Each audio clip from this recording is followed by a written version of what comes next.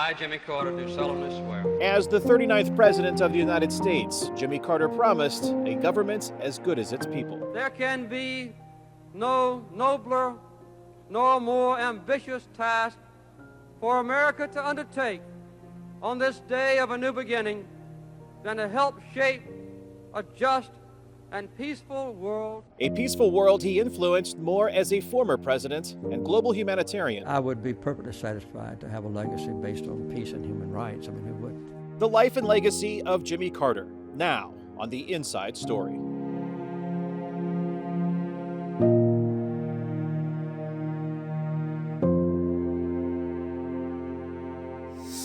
Hello and welcome to The Inside Story. I'm VOA correspondent Kane Fairbaugh, and we are here in Plains, Georgia, the hometown of the 39th President of the United States, Jimmy Carter. Mourners around the world are remembering and honoring President Carter, who died December 29th at the age of 100.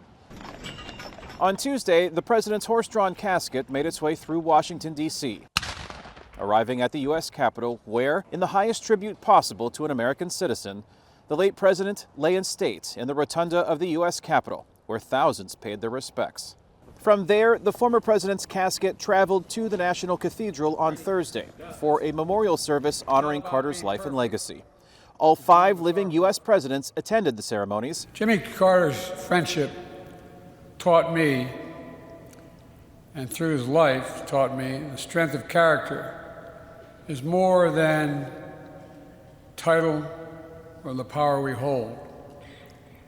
It's the strength to understand that everyone should be treated with dignity, respect. You know, we have an obligation to give hate no safe harbor, and to stand up to what my dad used to say is the greatest sin of all, the abuse of power. Essentially, he eradicated a disease with love and respect. He waged peace with love and respect. He led this nation with love and respect. To me, this life was a love story from the moment that he woke up until he laid his head. Conclude with this. As Andy Young told me, he may be gone, but he's not gone far. Jimmy Carter lived the longest of any U.S. president. He lived through 17 different presidential administrations, and in his lifetime, he saw the population of the United States triple. I, Jimmy Carter, do solemnly swear. When Jimmy Carter took the oath of office on January 20th, 1977, he promised a government as good as its people. There can be no nobler nor more ambitious task for America to undertake on this day of a new beginning than to help shape a just and peaceful world. A world he continued to shape beyond his single term in the White House, becoming a Nobel Peace Prize laureate, heading the global nonprofit, the Carter Center, whose mission is waging peace, fighting disease, and building hope. I look upon the Carter Center work as an extension of what I try to do as president. Carter was born in Plains, Georgia in 1924. He graduated from the U.S. Naval Academy in 1946, serving as a submarine officer before returning to Plains in 1953 to run the family farm in the wake of his father's death. Carter entered politics during the civil rights movement of the 1960s, serving 2 terms as a Georgia legislator before becoming the state's governor in 1971. I say to you quite frankly that the time for racial discrimination is over. Carter went from being an unknown Southern governor in 1971 to the winning presidential candidate in 1976, narrowly defeating Republican Gerald Ford. Mediating the 1979 Camp David Accords and the eventual peace treaty between Egypt and Israel was the pinnacle of Carter's presidency. There had been 4 wars between Arabs and Israelis in the previous 25 years, with the Egyptians and the leadership supported by the Soviet Union. They were the only country that could really challenge Israel militarily. Carter also negotiated a treaty returning control of the Panama Canal to Panama and established full diplomatic ties with the People's Republic of China. But the 1979 Islamic Revolution in Iran would change the course of his presidency. Protests led by Shiite clerics toppled the U.S.-backed Shah, who fled the country. Militants later stormed the U.S. Embassy in Tehran, taking 66 Americans hostage. In late November of that year, 13 hostages were released. In April 1980, Carter authorized a military operation to free the remaining hostages. It failed, and 8 U.S. service members died. Carter also faced challenges at home. Inflation and rising unemployment hobbled the economy, contributing to his 1980 election defeat to Republican Ronald Reagan. On January 20th, 1981, Reagan's inauguration day, Iran finally freed the American hostages. Carter, defeated and depressed, returned to Plains to plan his presidential library. I envisioned it to be a tiny thing, where I would have an office and some nice buildings in Atlanta. It became much more. A well-known global nonprofit, the Carter Center has monitored over 100 elections and mediated disputes ranging from a nuclear standoff with North Korea in 1994 to a peace agreement between Uganda and Sudan. The center also promotes health and fights illness in the poorest parts of the planet. Eradicating guinea worm disease has been a primary goal. There's only been one disease in the history of humankind ever eradicated, and that was smallpox, more than 30 years ago.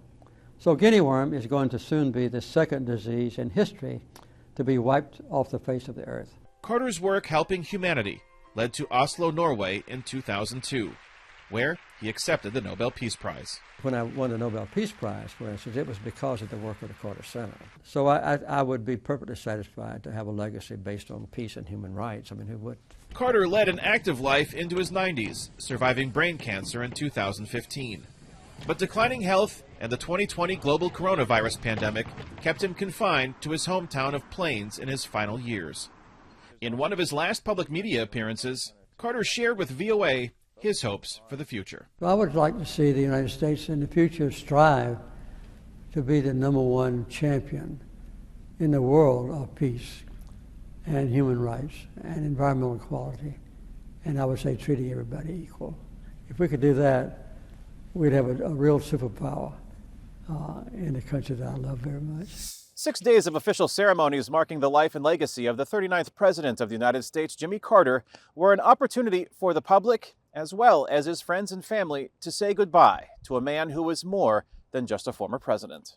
It's hit me as a big shock. The sun rises over Plains, Georgia, differently these days for shop owner Philip Kurland, as he and others in this rural community of about 700 people mourn the passing of its most famous resident. We were hoping we were going to be planning his 101st birthday, but the realization is he'll be with Rosalind. He'll be in a far better place, and he's really done as much as he can for the community and for the world at this point. While he was known by the codename Deacon to the Secret Service officers who protected him for nearly 5 decades through more than 140 different countries, Jimmy Carter is more than a former president and humanitarian to those who lived alongside him in the place he called home for a century. As Carter's hearse and motorcade made its way through the town at the beginning of 6 days of funeral activities, Kurland reflected on Carter's personal impact on him. There goes my hero. It's the beginning and the end. Jill Stuckey is a Carter family friend and superintendent of the Jimmy Carter National Historical Park, which includes his Depression-era boyhood farm outside Plains, where the funeral motorcade paused on its journey through Georgia. So a president starts planning their funeral the day after they're elected. This has been planned for decades. A plan Stuckey and others are faithfully fulfilling as Carter's flag-draped coffin made its way through Georgia. I haven't grieved yet. I'll probably grieve when it's all over with. Kim Fuller is Jimmy Carter's niece, the daughter of his well-known brother, Billy Carter. She's also his neighbor in Plains and carries on his legacy at Maranatha Baptist Church, where Carter taught Sunday school lessons since leaving the White House in 1981. While she admits the funeral activities are keeping her busy, there are difficult moments of reflection. Something just kind of flooded over me. I was thinking, we're doing this because he's dead. He's gone. And I had to go outside, so there are moments when it hits me just overwhelmingly. Hear us swear. As members of the U.S. military stand at attention at Carter's flag-draped coffin at the Carter Center in Atlanta, thousands of visitors like Atlanta resident Walter Ramsey have one final opportunity to connect with Georgia's only president. I wasn't alive for his presidency, but this really helps make it feel like you know Jimmy. More than 22,000 people waited in line to pay respects to President Carter over 2 days at the Carter Center in Atlanta, Georgia, where I also had an opportunity to offer my own goodbye to a man I came to know well. As a correspondent for Voice of America, I was fortunate to get to know Jimmy personally, though I was never able to call him by his first name. He was always President Carter to me. So start on that camera. When we first met in 2006 during one of his book tours, I had not yet interviewed a former president. I was nervous. Jimmy Carter, on the other hand, it's also not the first time you've probably done this. No, it's not the first time. Over the course of nearly 2 decades and dozens of one-on-one interviews, Carter became more than just the subject of my news reports. He became a friend to me and my family, and even spent time with my children, including my eldest son, Lucas. I want to shake hands with you. Your father's one of my best friends. You like him too? Is he a good father or not? My desire to better understand the 39th president's life and legacy brought me to events and symposiums around the country organized by the Carter Center, his global nonprofit organization. I came to know a punctual man more interested in concrete results than the optics or politics surrounding them. A supremely humble and patient citizen of the world who made time for everyone who sought him out. All right, everybody look this way. Good. I also collected and read books, those he wrote and those written about him. And I often visited Plains, Georgia, to see him teach Sunday school. Since we are given this free gift of God, we should be what? Joyful and happy and thankful, right? And participated in events hosted in his hometown. When I teach, Plains prospers. Initially, I didn't know anyone in Plains except the former president and his wife, former First Lady Rosalind Carter. But I was welcomed like a neighbor by those close to him, and through the years, forged friendships that endure today. Oh, they're kidding! You see what my family was like. Aren't you all amazed that I became president? My friendship with Carter led to hosting panel discussions and participating in town hall meetings, personal dinners, fishing trips, and book signings across the country. I saw the clip about releasing the sea turtles. That must have been exciting, right? For our grandchildren, Yeah. our great-grandchildren. But it was during our semi-regular exclusive interviews that covered everything from neglected tropical diseases to Mideast peace. Leaving the White House seems to have been the best thing that could have happened to you. Really. I didn't think so at the time, but it's turned out to be. That I came to understand what was important to Carter and why. You bring a voice and awareness to people that otherwise wouldn't have a voice in the That's international an important part of the Carter Center is to bring some publicity to the plight of people that may otherwise be ignored. Some might think my friendship with Carter would prevent me from reporting on him objectively. However, I did not avoid difficult or controversial topics with him. Their contention is that just by the fact that you visit with Hamas provides legitimacy to the way that they behave and they act. You know, first of all, my visit didn't legitimize or delegitimize anybody. Our friendship also didn't prevent me from covering Carter's difficult moments, such as his 2015 announcement he was dealing with life-threatening cancer. President Carter, Kane Fairbaugh with Voice of America. Okay. I wanted to ask, what has been the most difficult part about the news for you?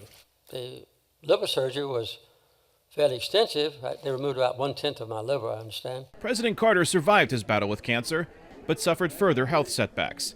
Despite falling and fracturing his hip in 2019, Carter did not cancel our interview ahead of his 95th birthday. Hi, Gabe. Good morning, President Carter. How are you? I'm fine. It's so good to see you. You look snazzy this morning. Well, not as good as you. In 2011, President Carter's son Jeff wrote a book documenting the ancestry of his parents. While reading it, I discovered I had an even stronger connection to President Carter. We are related through my 11th great-grandparents, some of the early settlers of Rhode Island, and Jimmy Carter was my 9th cousin, 3 times removed.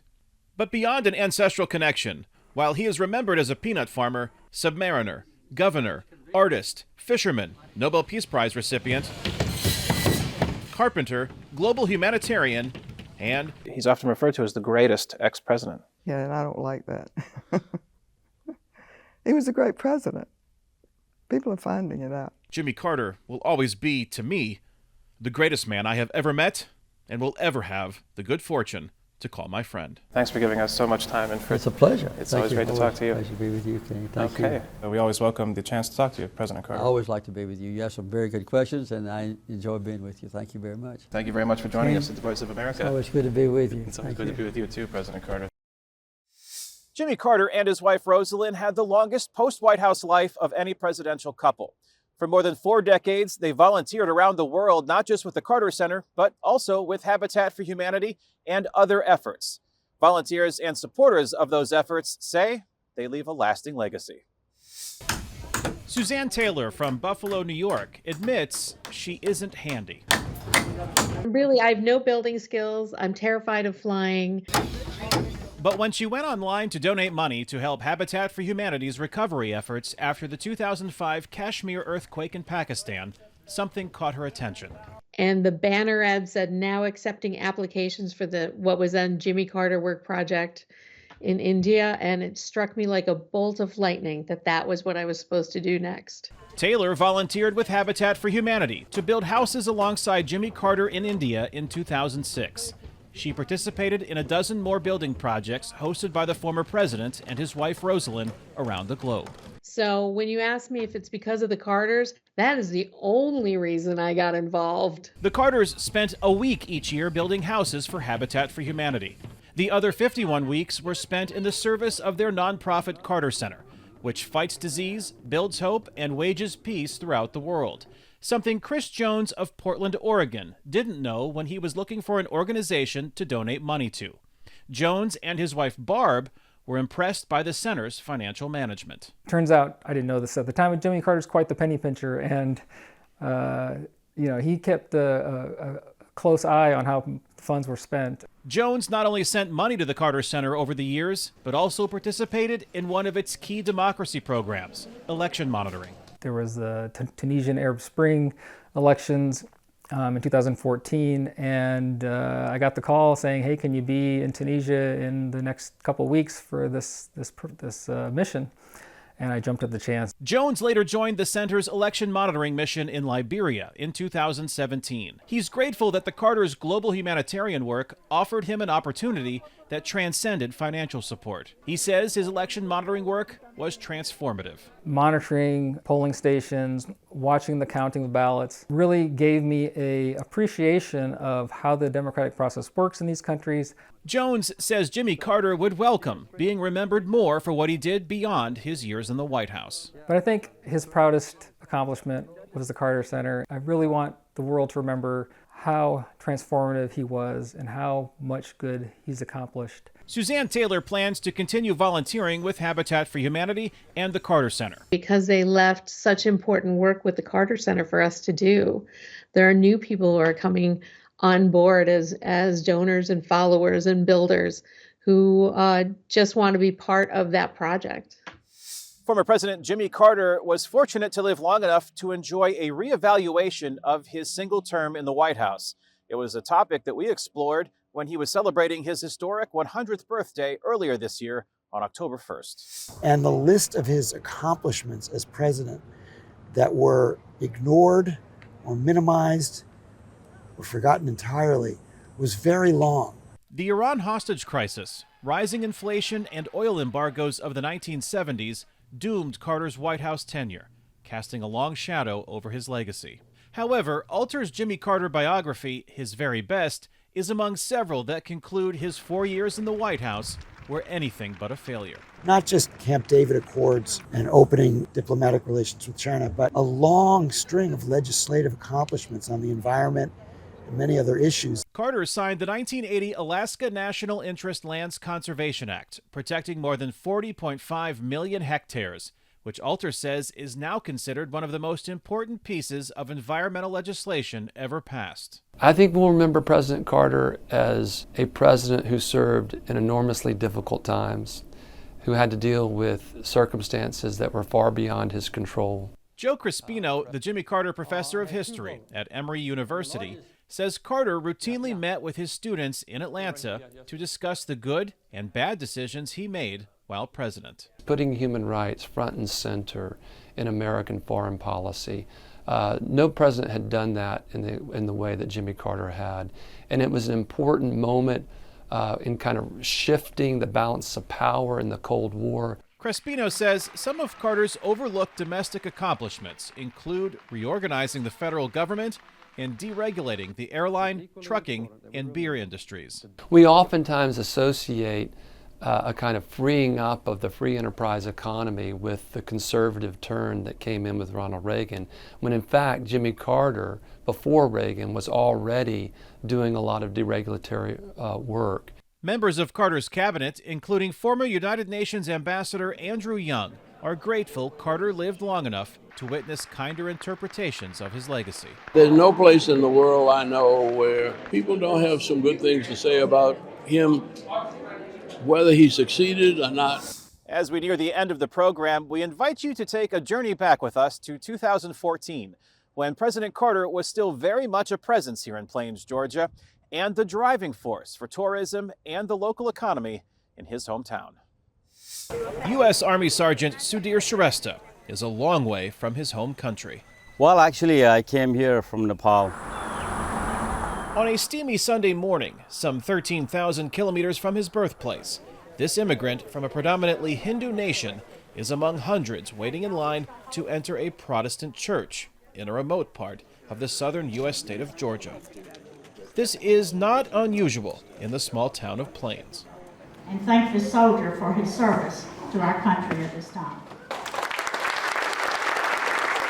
Jan Williams is a member of Maranatha Baptist Church, which might not be the largest of the 8 churches in this town of 776 people, but it is one of the biggest tourist attractions. Sergeant Shrestha was well aware of this before visiting. So I thought, it's a life-changing experience and once-in-a-lifetime opportunity. Maranatha is more than just a church.